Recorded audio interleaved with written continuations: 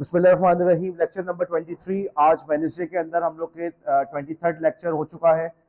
हमने बात शुरू की थी, सबसे पहले हमने बात शुरू की थी कि इंटरनेट और वर्ल्ड वाइड वेब के दरमियान क्या फ़र्क है।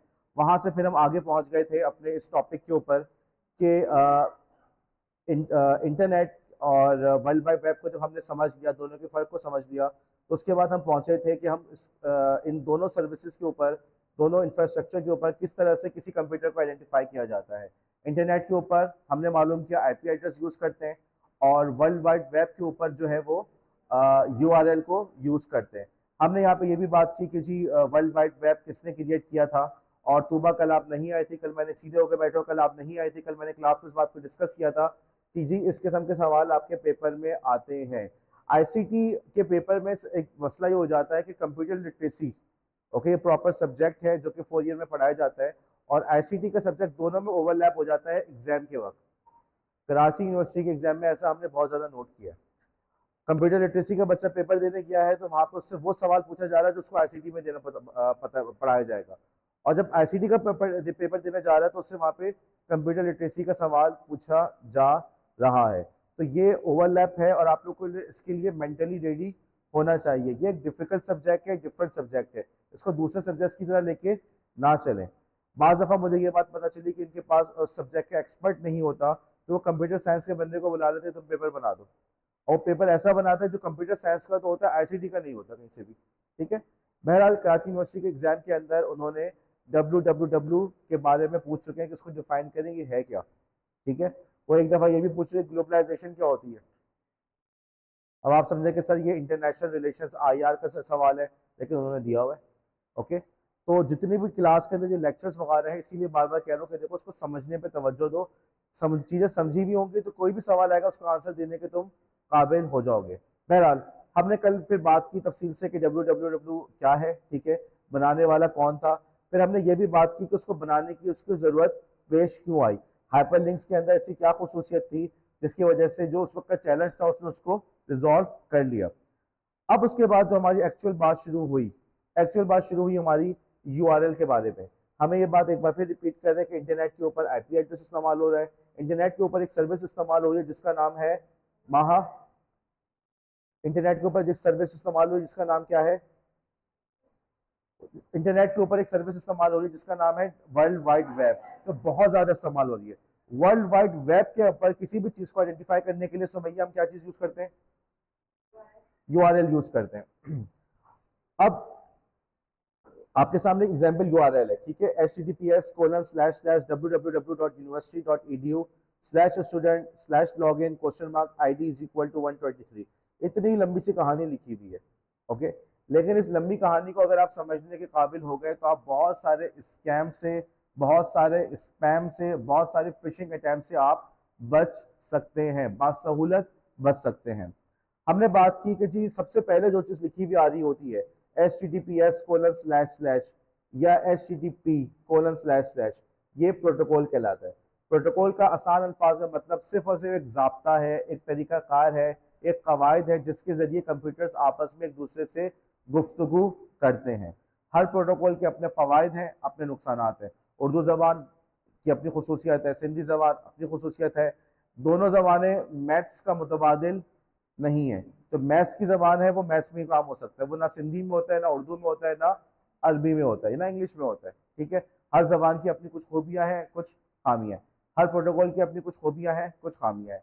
मैंने आपको ये बताई बात कि HTTPS के अंदर जो आपको HTTPS नजर आए तो आप समझ जाए कि सिक्योर है, ये प्रोटोकॉल सिक्योर है। ठीक है। यहाँ पे जासरा ने एक बात की कि एस का मतलब सिक्योर है। वैसे तो एस जो एब्रीविएशन है ना वो सिक्योर का एब्रीविएशन है। ओके। लेकिन इसका मतलब ये नहीं कहीं पे भी एस लगा दे तो वो सिक्योर हो गया, ये मत समझना, इस बात को समझ मेरी बात को। कहीं पे भी एस लगाओ तो बोलो जी इस एस का मतलब सिक्योर होता है, ऐसा नहीं है। बात सिर्फ इतनी है कि HTTPS ये जो एब्रीविएशन है इसका है hyper text transfer protocol secure, तो ये एब्रीविएशन है इसका। कहीं पर तुम्हें HTTPS लिखा हुआ है तो वो सिक्योर है। HTTP के मुकाबले में HTTPS ज्यादा बेहतर है क्योंकि वो सिक्योर है। वही HTTP है, वही सब कुछ है, लेकिन उसके अंदर उन्होंने सिक्योरिटी का इजाफा कर दिया। अब इस वक्त मौजूदा दौर के अंदर आप किसी भी वेबसाइट को एक्सेस करते हैं जो कि HTTPS नहीं है, तो आपका ब्राउजर एरर देता है, आपको लिखा हुआ आता है कि ये वेबसाइट सिक्योर नहीं है। फिर हमने बात की थी कि यार कुछ उसमें होता है डोमेन नेम। मैं टेक्निकल चीज़ों में जाऊं तो शायद ये बातें इतनी दुरुस्त ना हो, लेकिन मेरा मकसद यहाँ पे कंप्यूटर साइंस या नेटवर्किंग पढ़ाना नहीं है, मेरा मकसद आपको इन्फॉर्मेशन देना है। मैंने आपको बताया कि जी ये जो आपके आखिर के दो हिस्से होते हैं, google.com, ये नाम है उसका, डोमेन नेम कहलाता है। इस डोमेन नेम के अपने दो हिस्से होते हैं, एक तरफ टीएलडी होता है और दूसरा उसका नाम होता है जिसको आप परचेज करते हैं। पूरी दुनिया के अंदर उसका जो कॉम्बिनेशन होता है वो एक ही बंदा परचेज कर सकता है, ठीक। और वो एक खास मुद्दत के लिए परचेज करता है, 1 साल 2 साल, एक्सटेंड करा सकते हैं, लेकिन होता वो 1 साल के, 1 साल से 2 साल 3 साल। जब उसकी एक्सटेंशन खत्म हो गई और आपने वक्त पे रिन्यू नहीं कराया, ठीक, तो दूसरा कोई आपकी जगह उसको परचेज कर सकता है। ये सब भी होता है इसके अंदर, ठीक। फिर हमने बात की थी कि जी ये जो टीएलडी होते हैं, टॉप लेवल डोमेन होते हैं, जिसकी मिसाल हमने बात की .com, .net, .edu, .pk, .is, .in, .io, .mil, बेतहाशा, ओके, ये सारे के सारे टीएलडी कहलाते हैं। और ये जो कुछ टीएलडी होते हैं, कुछ टीएलडी ऐसे होते हैं जिसको परचेज करने से पहले आपको अपने आप को वेरीफाई करना पड़ता है। हर एरा गैरा उस टीएलडी को परचेज नहीं कर सकता। तो बस 22-23 क्लासेस हो चुकी हैं, अभी तक ना मोबाइल आ रहा है ना डेटा पैकेज आ रहा है। माँ तुम्हारा मोबाइल कहाँ है? तो अभी तक आगे आगे बैठो, से झांकने की क्या जरूरत है, आगे आगे बैठो। तो बास टीएलडी है तो जिसके लिए आपको अपने आप को वेरीफाई करवाना पड़ता है, जिसकी सबसे बड़ी मिसाल हमारा कॉलेज का डोमेन edu.pk। edu.pk हर शख्स परचेज नहीं कर सकता। बास कंट्री के डोमेन है, फॉर एग्जांपल .ca, तो .ca के लिए लाजिम है कि जी वो बंदा कनाडा के अंदर मौजूद हो, वो वेरीफाई करेगा कि मेरा बिजनेस कनाडा के अंदर एग्जिस्ट करता है। .mil military, US military use करती है, हर कोई परचेज नहीं कर सकता। .gov गवर्नमेंट का होता है, हर कोई परचेज नहीं कर सकता, ठीक। और इसके अलावा एक और चीज होती है सब डोमेन। आपकी यूआरएल के शुरू में जो कुछ लिखा हुआ आ रहा होता है, देखो यहाँ पे इस एग्जांपल दी हुई है login.facebook.com, तो .com टीएलडी है, facebook.com उसका डोमेन नेम हो गया, लॉगिन जो है वो उसका सब डोमेन है। sheets.google.com, इसके अंदर इसका TLD .com, google.com domain name हो गया, और शीट्स क्या चीज है जुबिया? सब डोमेन। एक सब डोमेन बड़ा पॉपुलर है, बहुत ज्यादा यूज होता है, तूबा, तैयबा, एक सब डोमेन बहुत ज्यादा इस्तेमाल होता है, कौन सा? एक सब डोमेन है, एक और सब डोमेन है, हर वेबसाइट में आपको नजर आता होगा, www, ठीक है। अगर लिखा हुआ है www.google.com तो परेशान मत हो जाना, .com टीएलडी google.com उसका डोमेन नेम हो गया, और www सब डोमेन हो गया। अच्छा, अब उसके बाद आखिर के ऊपर जो कुछ लिखा हुआ आ रहा होता है स्लैश के बाद, वो उसका यूआरएल पाथ कहलाता है या पैरामीटर्स कहलाता है, ठीक है। For the sake of this class, for the sake of ICT, आप लोग यूँ समझें कि स्लैश के बाद जो कुछ आ रहा है मैं उसको इग्नोर कर सकता हूँ, ठीक है, आप उसको इग्नोर कर दें, आप उसको उसके ऊपर कंसिडर ना करें। अब ये यूआरएल हमारे पास है, ठीक है, बड़ा बड़ा सा लिखा हुआ है https studentuniversity.edu/login (ID = 123). सबसे पहले तो यार स्लैश के बाद जो कुछ भी आ रहा है, आखिरी स्लैश के बाद जो कुछ भी आ रहा है उसको इग्नोर कर दो, ठीक है। अब क्या बचा आपके पास? .edu और यूनिवर्सिटी। शाइस्ता इसका टीएलडी क्या है? गुड। सुमेरा इसका डोमेन नेम क्या है? पूरा बोलो, university.edu। और रमशा इसका सब डोमेन क्या है? गुड। और फातिमा इसका प्रोटोकॉल क्या है? ओके। और यही चीज आपको यहाँ पे लिखी हुई नजर आ रही है। कल शाइस्ता का एक सवाल था कि सर आपने कहा था ना आखिर की दो चीजों को देखो, यार मेरा मतलब ये कि जो स्लैश आ रहा है ना, स्लैश के बाद वाले को इग्नोर कर दो, हटा दो, उसके बाद की आखिर की दो चीजों को देखो, ये मतलब है मेरा। अच्छा, फिर यही चीज हमारी इस्तेमाल होती है ईमेल एड्रेस के अंदर। फर्क सिर्फ इतना है कि ईमेल एड्रेस के अंदर ऐट के सिंबल से पहले जो कुछ भी आ रहा है, ऐट से पहले जो कुछ भी आ रहा है वो उसका यूजर नेम है। अगर आप लोग कभी किसी ईमेल सर्वर को मैनेज कर रहे हो ना, तो आपकी मर्जी, आप जो चाहे नाम रखो। कॉलेज के ईमेल अकाउंट्स मेरे पास होते हैं, मैं बनाता हूँ, तो मैं टीचर से कहता हूँ उनकी मर्जी जो रखवाए। किसी ने लिखवाया कि डॉक्टर हमारे नाम के साथ तुम डॉक्टर लगाओ, फॉर एग्जाम्पल डॉक्टर जासरा @gc.edu.pk, हमने कर दिया। अगर कोई कहे कि जी फॉर एग्जाम्पल के जी हमारे नाम से पहले आप लगा दें मिसेस सलमान, @gc, तो हम इस पर भी तैयार हैं। वो जो कुछ भी यूजर नेम होता है वो आप अपनी मर्जी से करवा सकते हैं। अगरचे जाहिर है हमें प्रोफेशनल सा बनाना चाहिए, उसके अंदर इतनी ज़्यादा मिसेस वगैरह या ऐसी चीज़ों को नहीं लिखना चाहिए। जितना ईमेल एड्रेस, जितना यूजर नेम छोटा होता है उतना ही आसान होता है। खैर, उसके बाद तैयबा सीधे होकर बैठे, उसके बाद @gc.edu.pk, सॉरी तू, आपके पास मोबाइल नहीं है। उसके बाद ऐड के बाद क्या आता है, उसका पूरा डोमेन आ रहा है। अब आप उसको उसी तरीके से एनालाइज करेंगे, उसके अंदर भी वही चीज़ है। आखिर की दो चीज़ों को देखो, TLD और नाम, और डोमेन नेम से पहले जो कुछ भी आ रहा है वो उसका सब डोमेन होगा, सब डोमेन होगा। ठीक है, फॉर एग्जाम्पल हम यहाँ पे यूं कर ले, तलहा, ठीक है, एट, अब तुम यहाँ पे कर दो फैकल्टी .gce.edu.pk, ठीक है। अगेन देखो वही वाली बात, इसका DLD क्या है, edu.pk, डोमेन नेम क्या है, और फैकल्टी क्या हुआ, सब डोमेन हुआ। इस तरीके से ईमेल एड्रेस के अंदर भी होता है। और ऐड से पहले जो कुछ भी आ रहा है ये क्या है, यूजर नेम है। मुमकिन है कल हम लोग इस तरह से बनाए, जासरा @student.gc.edu.pk, फिर वही वाली बात होगी कि edu.pk, TLD, डोमेन नेम क्या हो गया, gc.edu.pk, और स्टूडेंट जो था वो सब डोमेन हो गया। ठीक है, तो कभी भी तुम्हारे पास कोई ईमेल आ जाए prime minister Nawaz Sharif eight, तो उससे कोई फर्क नहीं पड़ता कि कौन है, शहबाज शरीफ, प्राइम मिनिस्टर शहबाज शरीफ, तो आप उसको इग्नोर कर दें। ठीक है, आप देखें एट के बाद क्या आ रहा है। ऐड के बाद अगर डोमेन नेम ऐसा लगता है कि जी ये गवर्नमेंट का है, फेडरल गवर्नमेंट का है, तो हाँ जी फिर बात हो सकती है, वरना कोई ना कोई गड़बड़ है। ओके, आप चाहें तो इसमें आप इवन इस पर भी बना सकते हैं, प्राइम मिनिस्टर शहबाज शरीफ आर्मी चीफ @gc.edu.pk, तो आपने ये नहीं देखना कि यार ये आर्मी चीफ लिखा हुआ है तो ये बंदा आर्मी चीफ होगा। आप देखें ऐड के बाद क्या आ रहा है, ऐड के बाद अगर क्या जो एड्रेस आ रहा है वही उसका, उसी इदारे को वो बिलोंग करता है। अब थोड़ी सी हमने बात की कि यार यूआरएल को वेरीफाई करने के लिए ज़रूरी है कि आप सबसे पहले यूआरएल को पढ़ने की कोशिश करें, समझें TLD उसने क्या इस्तेमाल किया है, डोमेन नेम क्या है, सब डोमेन क्या है, सब डोमेन को देख के धोखा ना खाएं। एक और चीज़ उसमें कह रहा है कि यार आप जो है जो यूआरएल के ऊपर जब हम होवर करते हैं ना, उसके ऊपर कर्सर लेके जाते हैं तो पूरा यूआरएल नज़र आता है। वो मैं आपको दिखाता हूँ अपने पास। मैंने फॉर एग्जांपल गया विकीपीडिया पे, ठीक है, विकीपीडिया पे गया और मैंने खोला पाकिस्तान।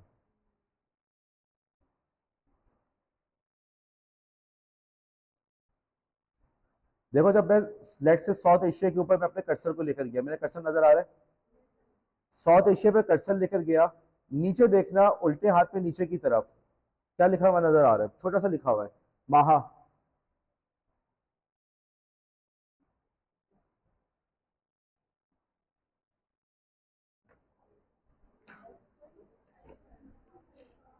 क्या लिखा हुआ आ रहा है, लिखा हुआ आ रहा है, मुझे भी पता है। ओके, माहा, माहा से कहा है, माहा माहा माहा माहा माहा, जी माहा, क्या लिखा हुआ आ रहा है, कोई बात नहीं, बतूल, सदफ हैदर, हाँ लिखो, बोलो बोलो बोलो, आगे बोलो।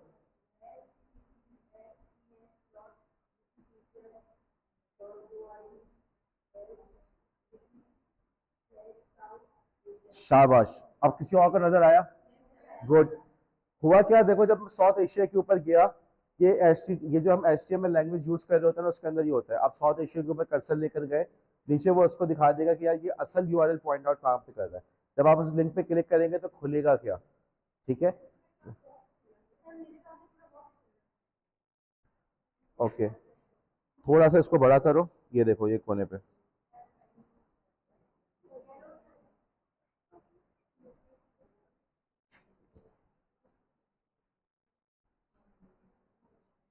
लेफ्ट साइड पे स्क्रीन के बिल्कुल कॉर्नर पे जाओ, स्क्रीन के बिल्कुल कॉर्नर पे लेफ्ट पे जाओ, नजर आ गया सबको।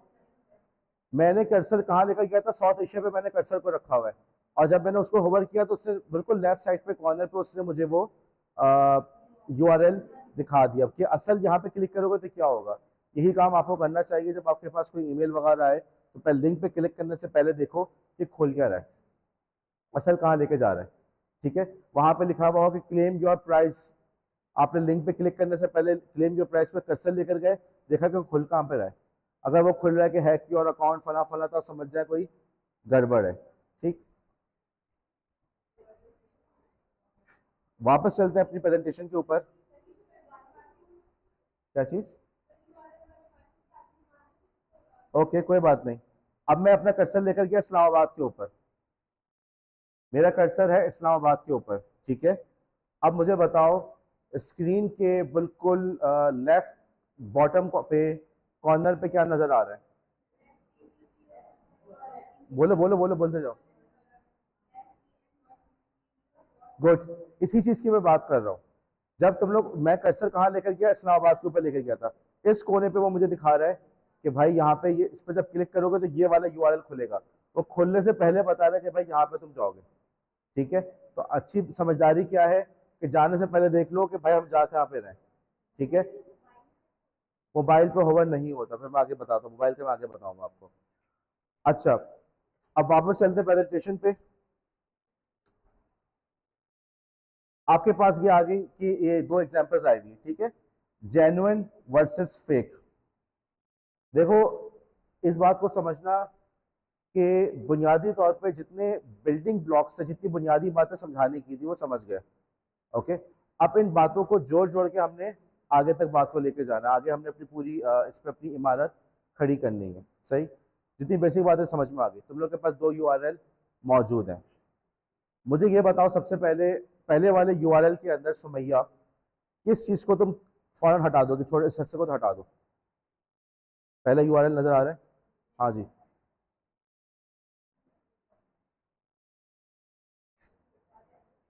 क्या कह रही हो? ओके, ठीक है, चलो तो मुझे टीएलडी बताओ इसमें पहले वाले यूआरएल में। Dot com. डॉट कॉम के बाद क्या चीज सिंबल लगा हुआ है? स्लैश के बाद यूआरएल पाथ, यूआरएल पैरामीटर आता है, आपने उसको हटा देना है। ठीक है, ओके, वो तो हट गया, जहन से निकाल दिया हमने। अब वापस आ गए डॉट कॉम।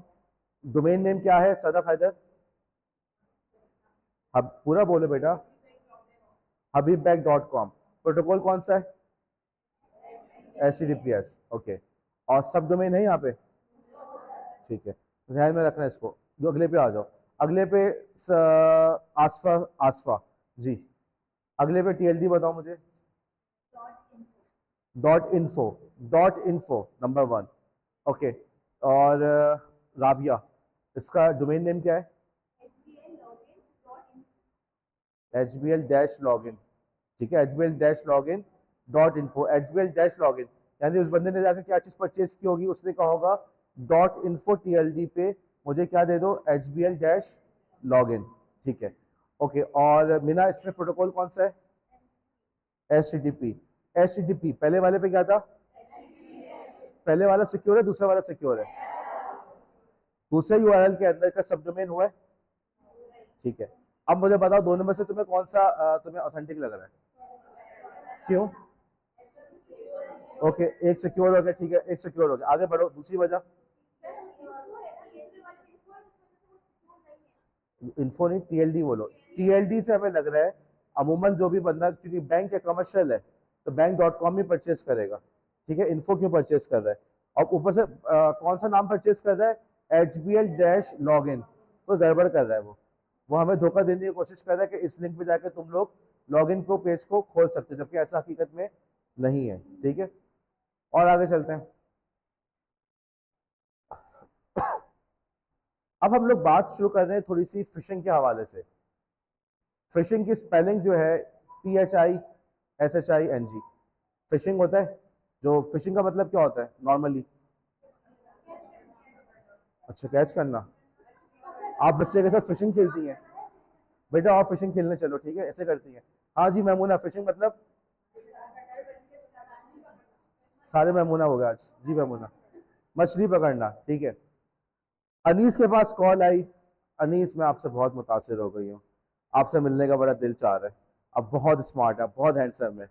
अनीस, आप मुझसे मिलने के लिए लालू खेत पे अलकरम स्क्वायर के पीछे जो मैदान है वहां पे आ जाए। और आप जो है ना आते हुए ब्लू शर्ट पहनिएगा, जीन्स के पैंट हो, और कॉलर में गुलाब का फूल लगा के आएगा। अनिल साहब खुशी खुशी वहां पहुंच गए। वहां पहुंचे, अनिल साहब वहां पहुंचे, वहां पे लोग खड़े हुए थे, उन्होंने पकड़ा उनको और अच्छी तरह से उन्होंने उनकी धुलाई की और जेब से पैसे भी निकलवा लिए। ठीक है। और बल्कि यूं समझे अगर बंदा या बंदी होशियार होगी तो अनीस से कहेगी अपने साथ पैसे लेकर आएगी, हम लोग खाना खाने चलेंगे। ठीक है, तो आके उसको पहले से पता हो कि अनीस जो है कुछ जेब में रख के लेकर आए और मेरे लिए आईफोन का गिफ्ट भी लेकर आइएगा। ठीक है, ताकि जब आए एक ही दफा में बिल्कुल अनीस की जेब खाली हो। समझदार लोग समझदार या होशियार लोग इस तरीके से करेंगे। ठीक है, वो वहां गए थे कुछ सोचकर, उनके साथ कुछ और हो गया। यही चीजें ऑनलाइन भी होती है। इसका नाम उन्होंने रखा फिशिंग। फर्क सिर्फ इतना एफ हटा के उन्होंने लगा दिया पीएच। अब आप बोलेंगे सर ये क्या बात हुई, बिल्कुल मैं भी ये सोचता हूँ, जब मैं पढ़ा रहा होता मैं भी सोचता हूँ ये क्या बात हुई। हुआ कुछ यूं कि ये धोखेबाजी शुरू कहाँ से हुई थी, फोन से। ओके, फोन पे इन्होंने करना शुरू किया था। तो फिशिंग के अंदर क्या होता है, चारा लगा के बैठे हुए होते हैं। ठीक है, कोई ना कोई मछली तो आके फंस जाएगी। जब कांटा लटकाया हुआ होता है, कांटे पे आपने चारा लटकाया हुआ होता है, बाज दफा ये प्लास्टिक का भी होता है, ओरिजिनल असल कीड़ा नहीं होता, उन्होंने प्लास्टिक का लटकाया हुआ होता है। और बाज दफा अब तो ऐसे भी आ रहे हैं कि उसमें बैटरी लगी हुई होती है, वो हिलता रहता है। मछली उसको जाती है कि समझ के कि मेरा रिस्क है, लेकिन वो वहीं से उसको फंस जाती है और फिर वहीं पे वो मर जाती है। तो इसी तरीके से उन्होंने कहा कि धोखेबाज जो होते हैं वो भी ऐसी चारा लटका के रखते हैं। ठीक है, हमारे साथ इन्वेस्टमेंट करो और इतने इनाम पाओ, या इतना लाखों रुपए तुम्हें प्रॉफिट होगा। मुख्तलिफ तरीके से चारा लटकाया हुआ होता है और कोई ना कोई इससे पकड़ा जाए। तो इसको फिशिंग समझ में आए, फिशिंग से कैसे रिलेट हो रहा है। जब लोगों ने देखा कि ये काम फोन पे हो रहा है तो उन्होंने बस एफ हटा के पीएच लगा दिया। पीएच कहाँ से आया, फोन से आया। ठीक है, लेकिन कहलाते इसको फिशिंग कहते हैं, PHISHING। अब ये जो फिशिंग हो रही है, ये फिशिंग दस्तियों तरीके से हो सकती है। आपके पास एसएमएस पे भी हो सकती है, आपके पास जो है ईमेल के जरिए भी हो सकती है, और भी बहुत सारे तरीके हैं। अब जो है जी, अच्छा आप समझते हैं कि मैंने इस बात को नहीं कवर किया था, आपको बीच में बोलना जरूरी था। ओके, तो क्या बात चल रही थी। ओके, तो फिशिंग जो है दसियों तरीके से हो सकती है, एसएमएस के जरिए भी, व्हाट्सएप के जरिए भी, बजरिया ईमेल भी, और भी बहुत सारे तरीके होते थे। इवन ऐप्स के जरिए भी हो सकती है, इस ऐप्स को इंस्टॉल करो। ठीक है, और उसके अंदर फिर आगे चल के फिशिंग स्टार्ट हो जाए, बहुत कुछ, बहुत सारे तरीके हैं। तो अब जो है हमारा लेक्चर जो है वो चल रहा है, थोड़ा सा हमने यूआरएल पढ़ लिया, अब हम जा रहे हैं फिशिंग के ऊपर। आज और कल के अंदर हम फिशिंग के जितने भी मुमकिन सूरतें हैं उसको कवर करने की कोशिश करेंगे, लेकिन सारी सूरतें ना हम कवर कर सकते हैं। अगेन मकसद हमारा ये है कि आपको एजुकेट करना, आपके अंदर इतनी सलाहियत को पैदा करना कि आप लोग खुद जाके इन मसाइल को खुद जाके इन चीज़ों को आइडेंटिफाई कर सकें। और मेरे ख्याल में इससे आप लोग सब इतफाक़ करेंगे ये वो स्किल्स हैं जो आपको अपने घरों में जाके, ये नहीं कि इंतजार करें कि जी कल कल मुझे जॉब मिलेगी, मैं कंप्यूटर साइंस पढ़ाऊंगा या पढ़ाऊंगी तो वहां जाके मैं ये चीज़ें करूँ। असल में तो देखा जाए तो ये चीज़ें ऐसी जाकर आज आपके जाकर अपने घर के अंदर लोगों को इस बारे में एजुकेट करना चाहिए कि बेटा इन सब चीज़ों को भी समझो, ये चीज़ें भी तुम्हारे आज के दौर में इन सब धोखों को पहचानना भी ज़रूरी है। अब आपको स्क्रीन पे नज़र आ रहा है ये एक एसएमएस है जो मुझे रिसीव हुआ। सही है, तो dear customer, your ATM card has been closed by State Bank due to non verification, yet if you want to keep using your ATM card contact us. आगे भाई ने फोन नंबर दिया हुआ है। ठीक है, और भेजने वाले का जो नंबर है वो ऊपर नजर आ रहा होगा आपको, 03099491 026। ओके, तो क्या ख्याल है तूबा, क्या ये स्कैम है, धोखा है, या जेन्युइन मैसेज है वाकई मेरा एटीएम कार्ड ब्लॉक हो गया? क्यों स्कैम है?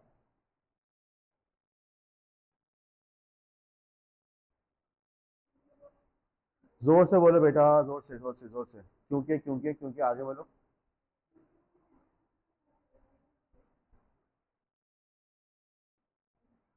वो कह रही है कि मैं देख के पहचान लेती हूँ, मैंने देख के पहचान लिया। जी, हुमा।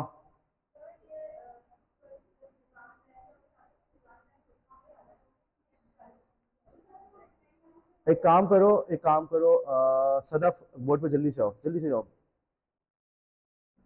बोर्ड साफ करो और उस पर लिखो जो जी वजूहात लोग बता रहे हैं उसको लिखना शुरू करो, और थोड़ा जल्दी से करना। हाँ जी, माहा। ओके, ऑफिशियल नंबर नहीं है अनीस।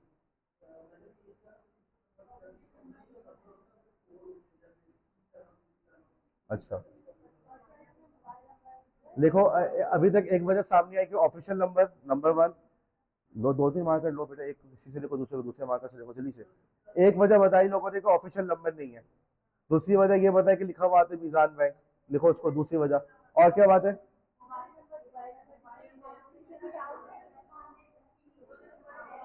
एक मिनट एक मिनट एक मिनट।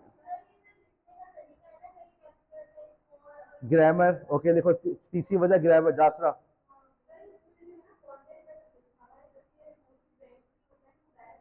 ओके लैंग्वेज जी अनीस।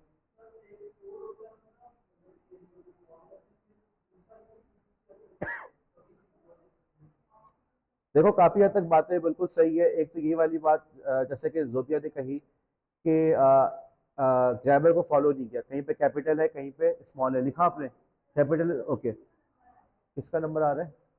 कहाँ लिखा है 4 डिजिट नंबर? अच्छा आगे चलो।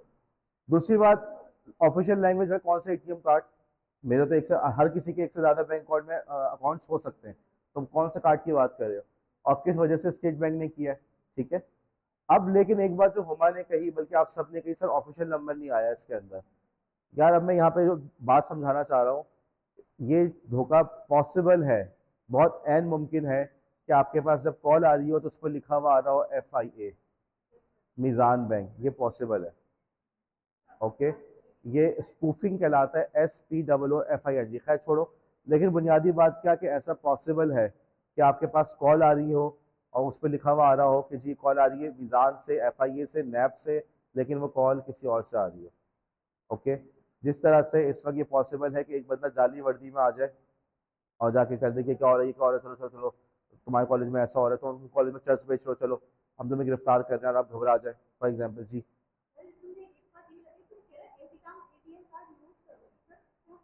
नहीं ये नहीं कह रहा, मेरा नहीं ख्याल ये कह रहा कि अच्छा तो बुनियादी बात आगे चलते हैं।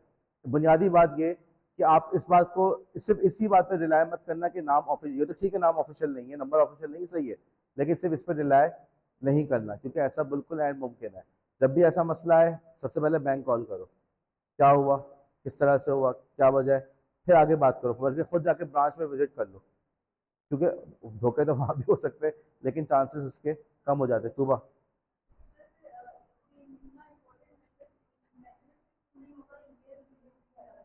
ईमेल भी आएगी, हाँ बिल्कुल ईमेल भी अमूमन आ जाती है, कॉल आ जाएगी, ठीक है, इस तरह से होता है। अगला मैसेज देखो।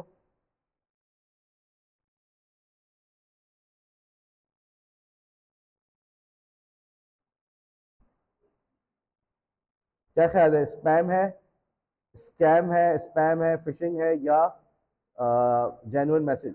अनीस, फिशिंग है, ठीक है, जेन्युइन मैसेज नहीं है। ओके, क्यों? वही वाली बात है, आपको इसके ग्रामर के इश्यूज नजर आ रहे हैं, अल्फाज छोटे बड़े हैं इसके अंदर, कैपिटल स्मॉल का ख्याल नहीं रखा, और कॉन्टेक्ट अस आगे से नंबर दिया हुआ है।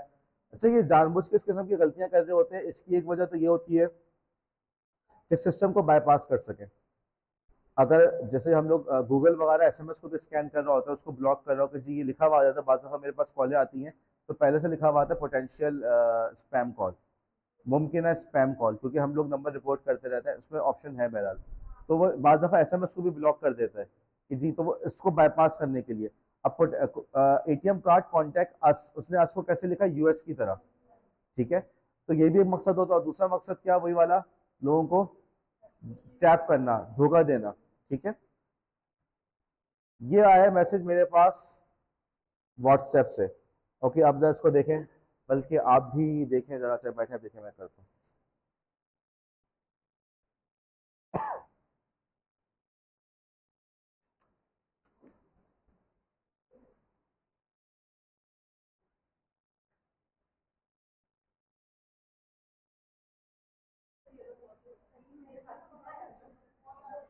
हाँ तो जी क्या है, ये स्कैम है?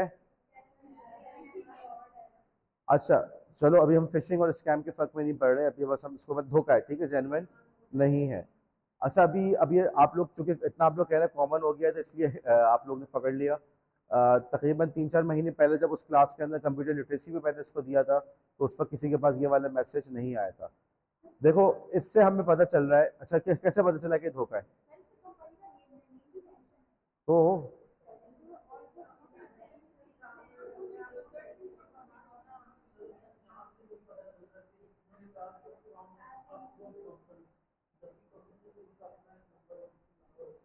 असल बात ये है, देखो जहां तक ग्रामर की मिस्टेक्स का ताल्लुक है, अब मैंने ये बात बता तो दी, ग्रामर की मिस्टेक्स होती है, और अगर इस बात को मैं बुनियाद बनाऊं तो आप सबके सारे ईमेल, सारे डिस्कॉर्ड मैसेजेस जो है वो स्पैम में जा रहे होंगे। कितनी सारी गलतियां होती हैं, कितने मजे से लोग रोमन उर्दू कर यूज कर रहे होते हैं, और खैर मुझसे खुद भी गलतियां हो जाती हैं, जल्दी में लिख रहा होता है, स्पेलिंग मिस्टेक हो जाती है, इशूज हो जाते हैं। बाज़ दफ़ा ईमेल मैंने डेट्स भी गलत लिखी हैं, आपकी क्लास में दूसरी क्लास में स्टूडेंट्स ने पॉइंट आउट किया सर आपने डेट गलत लिखी हुई है, तो ये ऐसा हो जाता है। तो ठीक है, ग्रामेटिकल मिस्टेक्स एक वजह है, लेकिन सिर्फ ये नहीं होता कि हर मैसेज जिसमें ग्रामेटिकल इशू है तो उसको आप फौरन खट से स्पैम कर दो। एक तो ये बात। तोबा ने बोला कि जी too good to be true, ये वाली बात मैं इससे एग्री नहीं करूंगा। अगेन यार, अगर आप अपने आंसर को डिफाइन कर सकते हैं तो ठीक है। मुझे अनीस का जवाब ज्यादा बेहतर लग रहा है कि अब वक्त जो कंपनी है, ये कंपनी है जिस पर जाके आप अपना अकाउंट बना के फ्रीलांसिंग कर सकते हैं, गिग्स मिलते हैं आपको। या उनको क्या जरूरत पड़ी कि घरों में जाके लोगों को कांटेक्ट करें? पहले ही इतनी बड़ी कंपनी है, इतना सारा काम चल रहा है, वो हमसे इस तरह से कांटेक्ट कर रहा है, नंबर वन। और फिर ये जो इनका नंबर है, फोन नंबर जो ये दे रहा है, अगेन पाकिस्तान का नंबर। खैर सबसे बड़ी बात जिसकी वजह से मुझे लगा ये धोखा है, क्यों? उस कंपनी को क्या पड़ी कि वो हमसे इस तरीके से कांटेक्ट करे, और वो इस तरीके से काम नहीं करते। आप जाके नेट पे भी सर्च कर सकते हैं। अगर कोई कहे आपसे कि जी पेप्सी की तरफ से ये नाम आया है, तो आप जाके खुद भी सर्च कर सकते हैं, पेप्सी वाले दे भी रहे नहीं दे रहे, ठीक है। फेयर एंड लवली की तरफ से बाज़ दफ़े चलता है, मैसेज शुरू हो जाता है कि आप इस लिंक पे क्लिक करें तो आपका आईफोन निकल आएगा, और फिर वो मैसेज जो होता है वो 10 बंदों के पास पहुंच जाता है, ठीक है। आपके अकाउंट के अंदर व्हाट्सएप के जरिए से 10 बंदों को वो मैसेज भेज देता है। तो आप पहले खुद भी तो सर्च कर लें, खुद भी देख लें कि क्या वाकई ऐसा हो भी रहा है या नहीं हो रहा। उसके बाद अब ये फिशिंग का मसला इतना बड़ा हो चुका है कि इवन गूगल जैसी कंपनी ने भी और दूसरे कंपनीज ने ऐसे ऑनलाइन कोर्सेज तरतीब दिए हैं जिसके ज़रिए से वो लोगों को ट्रेन करना चाहते हैं कि वो फिशिंग और दूसरी चीज़ों में फ़र्क कर सकें। इस क्विज को हम कल सॉल्व करेंगे इंशाल्लाह ताला, क्लास के अंदर। मोबाइल भी लेकर आए, डेटा पैकेज भी लेकर आए, मैं स्क्रीन शेयर करूँगा, मैं उसको सॉल्व करता जाऊँगा, और फिर आप लोग से मैं कहूँगा कि आप लोग घर जाके इस क्विज को खुद सॉल्व करें। बल्कि ये बेहतर है कि मैं इस क्विज का लिंक डाल भी दूंगा अभी ग्रुप के अंदर, और आप लोग घर पे जाके भी इसको ट्राई करें, फिर कल क्लास के अंदर बैठ के हम इसको सॉल्व करते हैं, ठीक है। मेरा मकसद कल की क्लास के अंदर हम लोग फिशिंग को क्लोज कर देंगे, उसके बाद फिर हम लोग आगे बढ़ जाएंगे। और नेक्स्ट वीक से चूंकि मेरी दूसरी क्लास भी वापस आ गई है और मैं साथ साथ लेके चलना चाह रहा हूँ, तो अगली क्लास के अंदर अगले नेक्स्ट वीक से हम लोग शुरू करेंगे इन्फोग्राफिक्स के ऊपर। इन्फोग्राफिक्स क्या होते हैं, चलो जी पता चल गया, बनाते कैसे हैं, ओके। अब आप कहेंगे सर कौन सी बड़ी बात है, कैनवा पे जाओ यूं करो वो करो हो जाता है, नहीं ऐसा नहीं होता।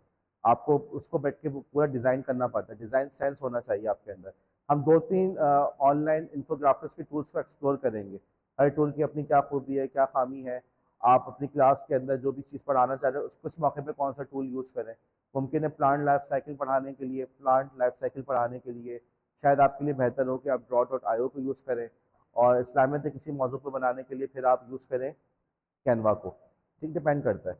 और इसमें एक और बात भी है कि मैंने आप लोग का असाइनमेंट चेक करना शुरू किया है, वेबसाइट, तो इतना अच्छा रिस्पांस मुझे आप लोग की क्लास पे नहीं नज़र आया। अभी जो इस वक्त जहन में आ रहा है कि मीना ने की जो वेबसाइट है उस पर कोई मुझे खास कंटेंट नज़र नहीं आया।